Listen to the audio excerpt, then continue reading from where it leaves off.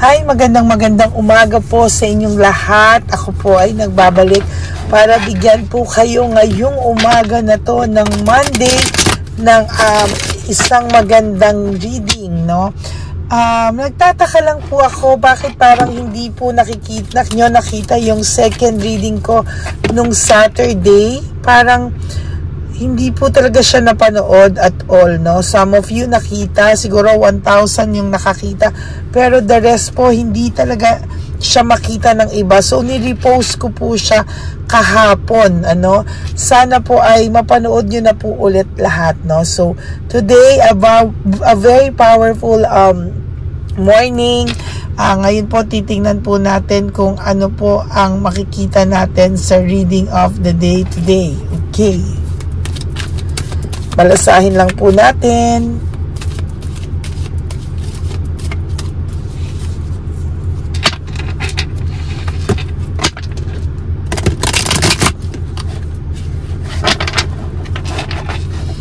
Pili po tayo ng 10.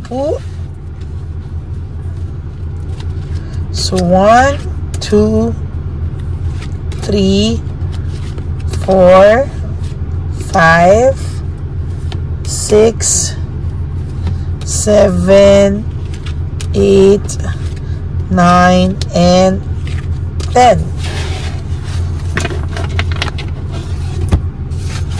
Yes, wala po ako sa studio. Coding po ako eh.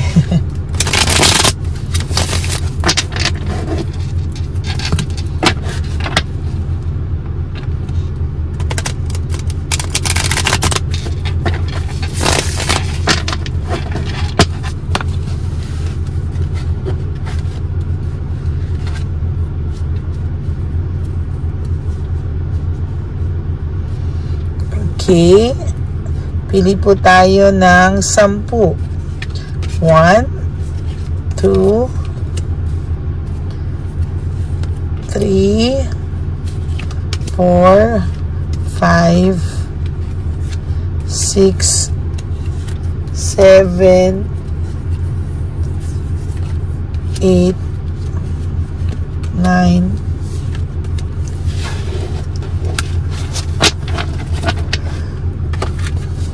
okay. Huwag niyo po i-skip.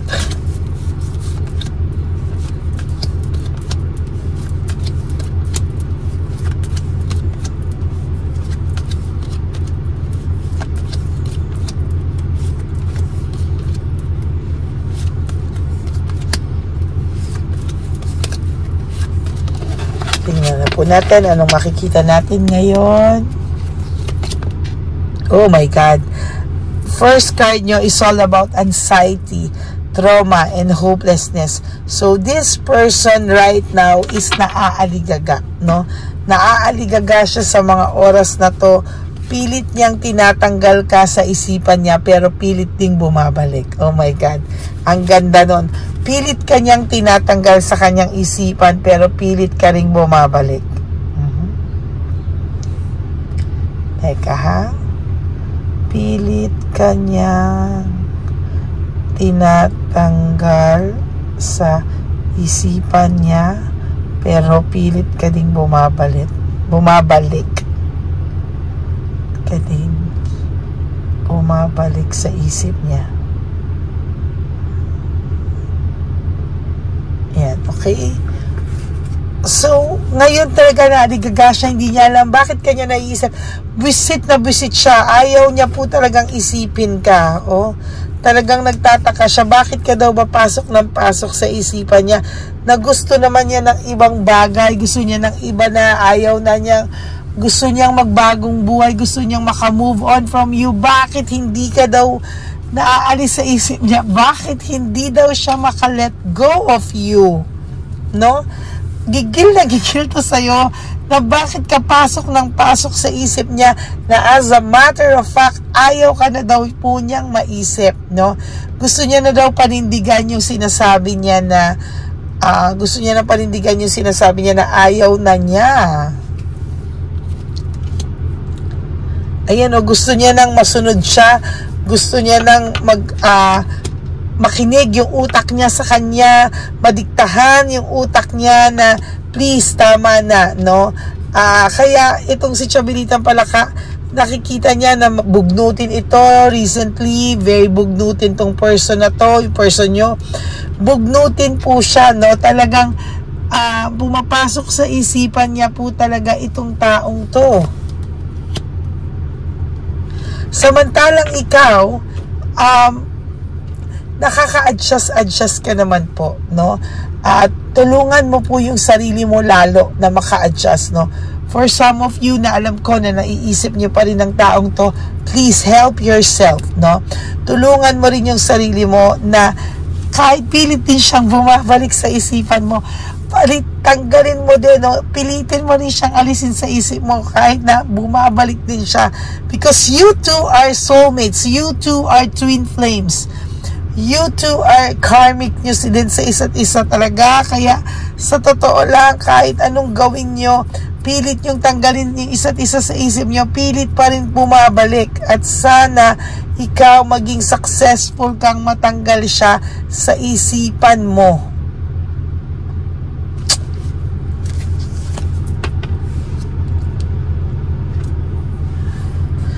Yan, no? Naiisip niya po yung masasayang alaala nyo. Naiisip niya po yung somehow, naiisip talaga nitong person na to yung pinagsamahan nyo.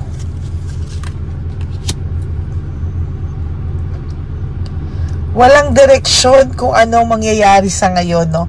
Wala pa po talagang ending akong nakikita, but merong akong nakikita na may mga conflict pa rin kayong kakaharapin sa mga susunod na panahon.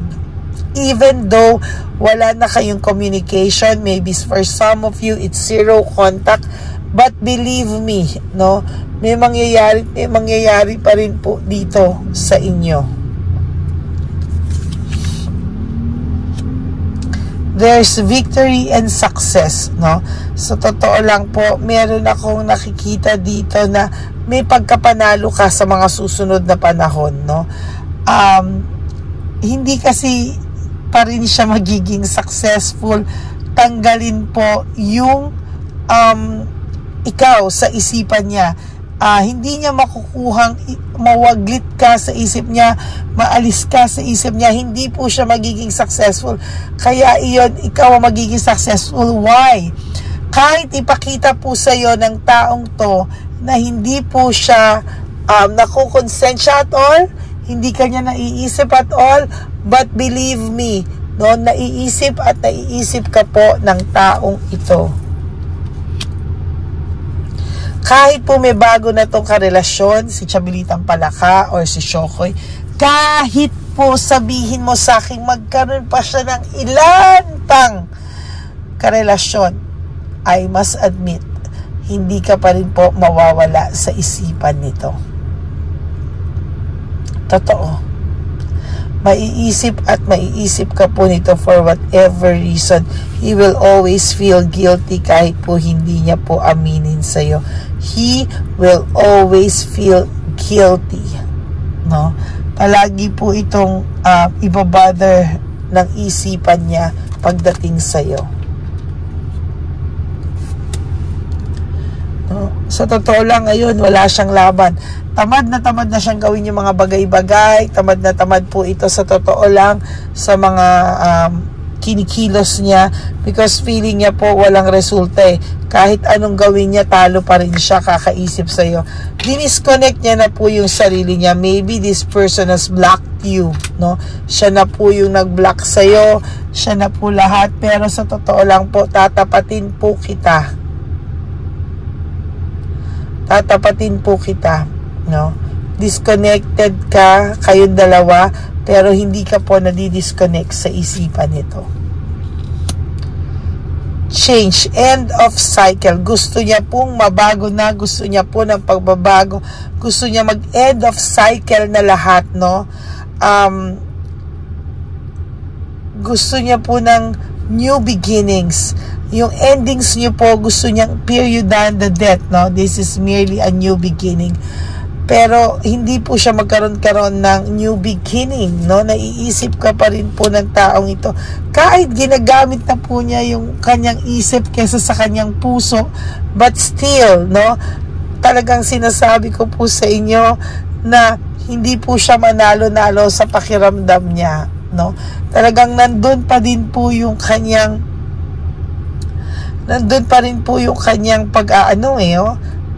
pakikipaglaban. Natutuwa ako sa cards na to ngayon, no? Kahit anong gawin niya, sige, para siyang baliw na kahit natanggalin ka niya sa isip niya, bumabalik ka po sa isip niya for whatever reason, no? Naging greedy kasi siya, naging selfish siya, sarili niya lang inisip niya. Ngayon po, bumabalik po sa kanya lahat yan, no?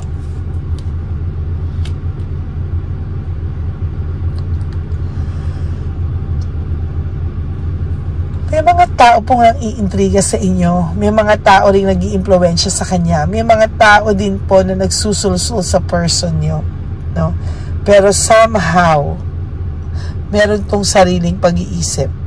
Naiisip pa rin niya yung good memories nyo. Sometimes, kapag wala tong topak at wala tong sapak, naiisip niya po yung masasarayan yung memories together, no? Pero minsan, sana sa init, sana sa lamig, may pagka-narcissist, no? Minsan okay siya, minsan talagang galit na naman siya sa'yo, ikaw na naman sinisisi niya, wala na naman siyang pagkakamali, no? Gine-justify na naman niya lahat ng kasinungalingang nagawa niya sa'yo. Yun yung masakit, no? Yun yung masakit. Confusion, no right choice. Parang confused po siya sa mga bagay-bagay. Hindi niya po alam kung saan siya magsisimula, anong gagawin niya. Ano na ba yung right strategy para mawala ka na daw sa kanya totally, no? Kasi mayabang po ito, puno ng ego to, puno ng pride to, pero I have to admit to you, no, na hindi ka naman po nawawala sa isipan nito. Oh my God! Pareho siya, confusion, no right choice. O on a Monday, no, siguro na-miss niya ako dahil hindi ako nakapag-reading kahapon, no? Kasi gusto ko po, kaya hindi pa ako nakapag-reading kahapon, gusto kong mapanood nyo muna yung second reading. Kapag nakikita ko marami na siyang views, na pwede na ako maglabas ng another reading, kasi natatakluban po no? Hindi ko alam bakit yung iba hindi makita. Dapat nakasubscribe po kayo at i-hit nyo po yung bell para pag naglabas po ako ng videos, papasok po agad sa inyo yon, yung notification na meron po tayong bagong video, no?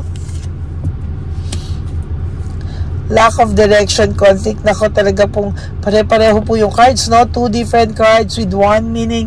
Ibig sabihin, ilang beses ko na po nabubunot, pare-pareho pong meaning, no? Sa magkaibang cards. So, talaga yung energy nyo po talaga is this, is really about this, no?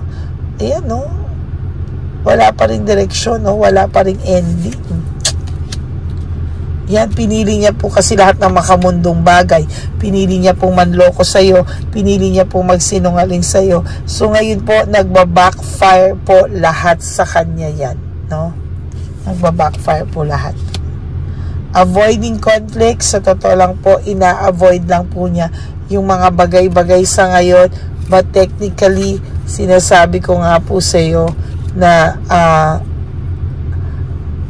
talagang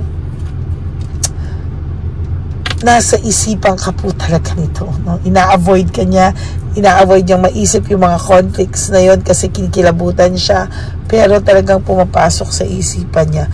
Your last card is all about finding peace, no? Yung tao pong ito ay may inahanapan ka po niya talaga ng inahanapan niya po ng justification lahat. Gusto niya pong magkaroon ng peace of mind kasi sa ngayon alam niya po na yung konsensya niya po tina-target siya, no? Hindi po siya mapakali. Most of the time talaga pong nanginginig ito pag naiisip po yung lahat ng nangyari sa inyo na hindi maganda sa past, at gusto niya rin po na somehow ay magkaroon po siya ng peace of mind para matahimik na po kayo pareho, pero hindi po siya pinapatahimik na konsensya niya. Mataas lang po ang pride nito, mataas lang po ang ego nito, but hindi mo po alam ang nasa looban ng puso at isipan nito. Pag mag-isa na lang po siya, doon at doon po lumalabas lahat ng emotions na nakatago lang sa kanya at hindi niya na ipapakita sa mga tao. So that's it for your first reading for today, Monday, no, June 3. Sana po ay naka-resonate kayo at sana po makita nyo itong video ko at mapanood nyo po because this is very powerful, no? Ngayon talagang powerful talaga tong reading na ito. So I hope na mapanood po nyo lahat. Nalulungkot po ako pag hindi nyo na po napapanood kasi sayang. Tapos tatalon kayo sa susunod na video. Oh my God, sayang. Panoorin nyo po talaga yung kinikilabutan siya every time na maalala niya or something, no?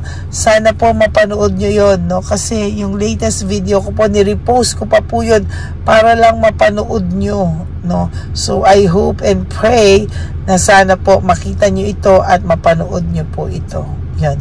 So that's it for your first reading for today. For those of you po na gustong makita kung ito talaga ay para sa inyo, you have to contact me po sa Ladyly Elena. That's my only official and legit FB account. No, nasa dulo po yan ng ating video. Diyan nyo po ako makukontak lang. And pakifollow nyo na rin po yan kasi most of the time, I do random calls pag hindi po ako, pag may oras po ako para makamusta yung ating mga followers sa FB, no?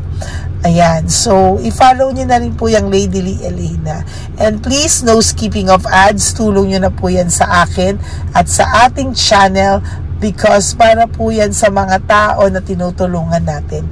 Para matulungan nyo po akong magbigay ng good vibes sa ating ibang mga kasamahan, kababayan. Okay? God bless you all. And life is short. Don't make it shorter, everyone, by stressing yourself from all the pains and heartaches na binigay sa inyo ng kahapon. Just surrender everything to the divine universe and just let go and let God write your love story. Magandang umaga po to all my Lady Elena friends, family, and subscribers. I love you all from the bottom of my heart. And don't worry, I will be back for another set of reading. Please, panoorin nyo lang po ito para makalabas tayo ulit ng bagong video. Okay? God bless you everyone. I love you all. Para po sa nagsasabi na para sila magkakasakit pag wala akong reading, eto na po. Nagbalik na po ako. Okay? Wag po kayong malulungkot kasi lagi naman po akong may reading. Okay? And please, wag nyo pong skip from start to finish para alam nyo po nagkakaroon tayo ng connection sa isa't isa. Okay? Yun lang po. Maraming salamat po sa inyong lahat. God bless you all. I love you and may you have a very, very happy day and have a happy heart. Bye!